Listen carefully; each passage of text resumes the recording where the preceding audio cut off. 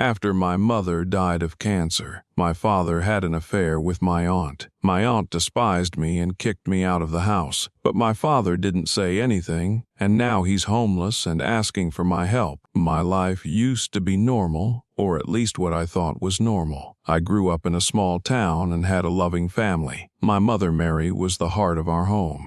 She had a warmth that could light up the darkest of days, and her laughter was a melody that echoed loudly in our home. My father, John, was a hard-working man, a bit strict but fair. Together they created a safe haven for me, a place where I felt loved and protected. Everything changed when my mom got sick. It started with a cough that wouldn't go away. At first we thought it was just a cold, but as the weeks turned into months, it became clear that it was something serious. Doctors diagnosed her with cancer, and our world turned upside down. I watched as the disease destroyed her, slowly taking away the life of the vibrant woman I once knew. The days grew longer and darker as my mother's condition deteriorated. Our once vibrant home became a place of sadness and quiet despair. My father seemed to become a different person. The stress and fear of losing my mother weighed heavily on him. He became distant, spending more and more time away from home. At first, I thought it was just his way of coping, but I soon realized there was something more to his behavior. One evening, after another exhausting day at the hospital with my mom, I came home to find my father gone.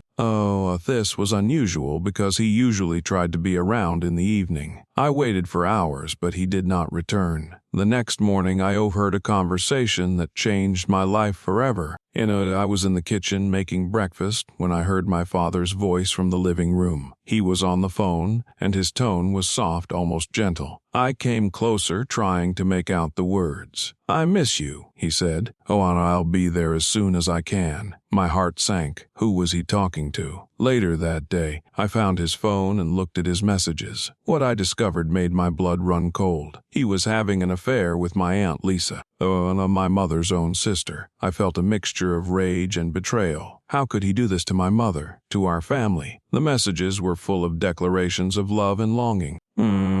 They talked about stolen moments, secret meetings, and the desire to be together. It was like a knife in my heart. I couldn't believe that my father could do something so cruel, especially when my mother was fighting for her life. A shock quickly gave way to anger and disgust. I felt betrayed by the two people who were supposed to care about my mother the most. My world was falling apart, and I didn't know how to cope with it. I knew I had to confront him. The night he finally came home, I was waiting for him in the living room. "We need to talk," I said, trying to keep my voice calm. He looked at me, surprised. "What is it?" "My daughter. I know about you and Aunt Lisa," I said. "How could you do this to Mom?" His face turned pale and he struggled to find words. "It's complicated," he finally said. "Your mother, she's not the same person she used to be." "That doesn't justify what you're doing," I screamed. "She's dying and you're leaving with her sister." He looked away. Shame was written all over his face. "I'm sorry," he whispered. "I never wanted this to happen." Our conversation turned into a heated argument. I demanded to know how long this affair had been going on and why he felt the need to betray our family in such a horrible way. His answers were evasive, full of excuses and justifications that only fueled my anger. He claimed that he was lonely and overwhelmed by my mother's illness, that he found solace in Lisa's company. It was as if he was trying to shift the blame so that I would understand his actions. But there was no excuse for what he did. After that confrontation, things only got worse. My father and I hardly ever spoke, and when we did, it was only to argue. My mother's health continued to deteriorate, ignoring this affair. When I spent every minute I could with her, holding her hand, trying to comfort her. She was my rock, and I needed her more than ever. One evening, as I sat by her bedside, she looked at me with tears in her eyes. "Aya, promise me that you will take care of your father," She had been saying this for a week, and I nodded, my throat tightening. I promised my mom, and she died a few days later. At the funeral, there were tears and condolences. My father stood by my side, but we were like strangers. At least my aunt was there too. Her presence was a painful reminder of the betrayal. I could hardly look at her. The grief was unbearable. Losing my mother was the hardest thing I have ever experienced. The house, once filled with her warmth and laughter, was now cold and empty. The days after her death were filled with sadness and anger. My father to reach out to me, but I couldn't bring myself to forgive him. The betrayal was too fresh. The wound was too deep. Since my mother was gone, the house seemed empty. My father and I ran around the rooms like two ghosts. I tried to fulfill my promise to my mother, but it was hard. Every time I saw him, I could only think about the novel. One evening I accidentally heard my father and Aunt Lisa talking in the living room. "We can't keep doing this."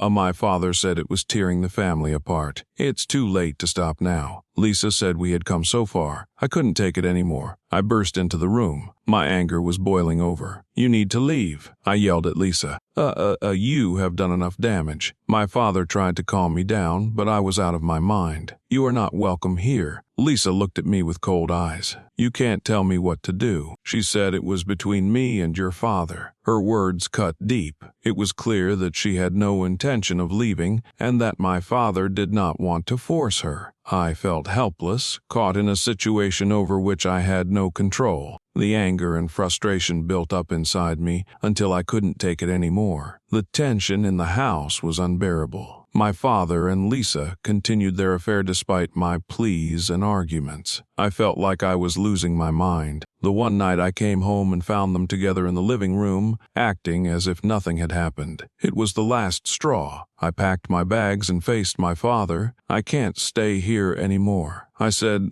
"This is not my home without my mom." And he looked at me, sadness and humility mixed in his eyes. "I am sorry for my daughter," he said. "I never wanted it to come to this." I left that night with nowhere to go, and I crashed on friends' couches, stayed in cheap motels, and did whatever I could to get by. It was a difficult time, but I was relieved to be away from the toxic environment at home. The first few nights were the hardest, when I had nowhere to call home. No place where I felt safe. I went from one friend's house to another, feeling like a burden. The constant moving around was taking a toll on me both physically and emotionally. But despite the difficulties, I knew I couldn't go back. I couldn't live in a house where betrayal and lies had taken root. Starting over was not easy. I found a job at a local diner, clearing tables and washing dishes. It wasn't glamorous, but it paid the bills. I rented a small apartment and slowly started to build my life. I miss my mother every day, but I tried to honor her memory by living a good life. I keep my distance from my father and Lisa. I heard from friends that their relationship eventually broke down. Lisa left, and my father was left alone. I felt sorry for him, but I couldn't bring myself to reach out. Days turned into weeks and weeks into months. I focused on my work, trying to save enough money to get by. It was a simple life, but it was mine. I found solace in routine, in small moments of peace and quiet. Slowly, I began to recover. Years passed, and I built a new life for myself. I went back to school, got my degree, and found a better job. I met a wonderful man named Tom, and we got married. We bought a house and started a family. For the first time in a long time, I felt really happy. One day, I got an unexpected call from my father. He sounded broken. "Babe, I need your help," he said. "I am homeless." I was stunned. "What happened?" I asked. He explained that he had lost everything. His job, his house, his savings. He had nowhere to go and no one to turn to. Despite everything that had happened, I felt a stab of sympathy. After all, he was still my father. Tom and I talked about it, and we decided to let my father stay with us. It was a difficult decision, but I couldn't turn my back on him. He moved into our guest room, and we tried to make him feel welcome. There was so much unresolved tension between us, but slowly we started talking. He told me about his regrets, his mistakes, and his sadness over the loss of my mother. I began to see him in a different light, not just as a person who betrayed our family, but as a person with flaws in-laws who made a terrible choice. Living under the same roof brought back a wave of memories. Some were painful, but others were surprisingly comforting. We started sharing stories about my mom, remembering the good times. It was a way to keep her memory alive and find common ground in the midst of the turmoil. Over time, my father and I began to heal. We talked about my mom, shared memories and stories. It was painful, but also helpful. I realized that holding on to my anger and resentment was only hurting me. I needed to let go, not for his sake, but for my own. We attended family therapy sessions, which helped us communicate better. My father apologized for everything he had done to me, and I forgave him. It was not easy, but we both needed to move forward. The therapy sessions were a turning point. They forced us to face our problems directly and express feelings that had been buried for years. The process was difficult, but it helped us understand each other better. My father admitted his mistakes and expressed deep regret for the pain he had caused. I, in turn, shared my problems and the impact of his actions on my life. As the months passed, our relationship improved. My father became a part of our family, helping around the house and spending time with his grandchildren. He was a different man, humbled by his experience and grateful for his second chance. Anna, Tom, and the kids loved him, and I began to feel a peace I hadn't felt in years. My father's presence in our home became a source of strength, not a reminder of past pain. We developed new routines and traditions as a family. My father took on the role of a loving grandfather. By taking care of the children and sharing stories from his past, he became an integral part of our lives, and his presence created a sense of completeness that had not been there. Looking back, I realized how much I had grown through the trials. Losing my mother, discovering my father's affair, and being kicked out of the house were horrific for me. But these experiences also shaped me into the person I am today. A stronger, more compassionate and resilient. I often thought about my mother, wondering what she would think about how things turned out. I hoped that she would be proud of me, of what I have become, and I hope that she would find some solace in knowing that her husband and daughter have found a way to heal and rebuild their relationship. My father's transformation was a testament to the power of forgiveness and redemption. Despite his past mistakes, he worked hard to right the wrongs and rebuild our family. It was a journey of growth and healing for both of us. A life is not perfect, and there are still days when the past haunts me, but I have learned to focus on the present and the future. I have a wonderful family, a loving husband, and a father who, despite his shortcomings, tries to make amends. We cannot change the past, but we can choose how we move forward. I choose to forgive, to love, and to build a life that my mother would be proud of. And in doing so, I find a sense of peace and contentment I never thought possible. The journey has been long and painful, but it has brought me to a place of healing and hope, and for that, I am grateful. My father's redemption and our restored relationship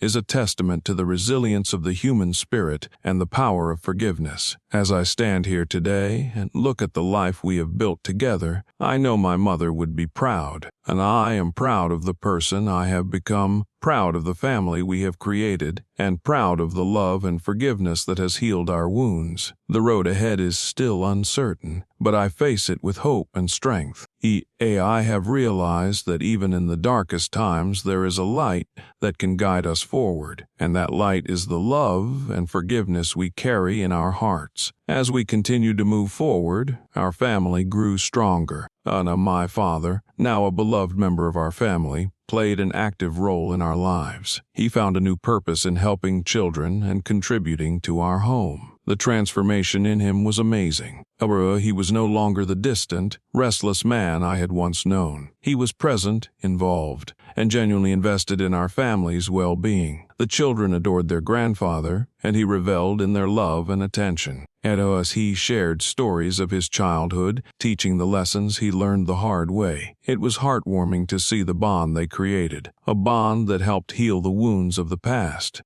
Tom and I continued to work on our relationship, ensuring that we communicated openly and honestly. We wanted to create a home full of love and understanding, a place where our children could grow, My father's presence, once a source of tension, became a symbol of our family's resilience and ability to forgive. As the years passed, we faced new challenges and joys. We celebrated birthdays, holidays, and memorable dates together. Each event was a reminder of how far we had come and how much we had grown as a family. My father remained a constant source of support, always ready to lend a helping hand or listen. We made it a point to honor my mother's memory by keeping her alive in our hearts and our stories. Her legacy was the love and strength she instilled in us. My father also found ways to honor her by recognizing the mistakes of the past and the lessons learned from them. The journey has not been easy, but it has been worth every step. We have built a life filled with love, forgiveness, and hope, and looking to the future, we knew we could face anything if we did it together. My father and I had come full circle, from the depths of betrayal and anger to a place of healing and reconciliation. Our story was one of redemption and renewal. We realized that it is never too late to make amends, seek forgiveness, and build a better future. In the end, the love and forgiveness we found in each other was the greatest gift. They taught us that no matter how deep the wounds are, they can be healed with time, effort, and the will to move forward. And in that healing, we found the strength and peace that carried us through the darkest times to the light of a new day. My mother's wish for me to take care of my father was fulfilled in a way I could never have imagined. And in taking care of him, I also found a way to take care of myself, to heal the scars of the past, and to build a future filled with hope and love. It was a journey of growth, redemption, and an unbreakable bond between father and daughter.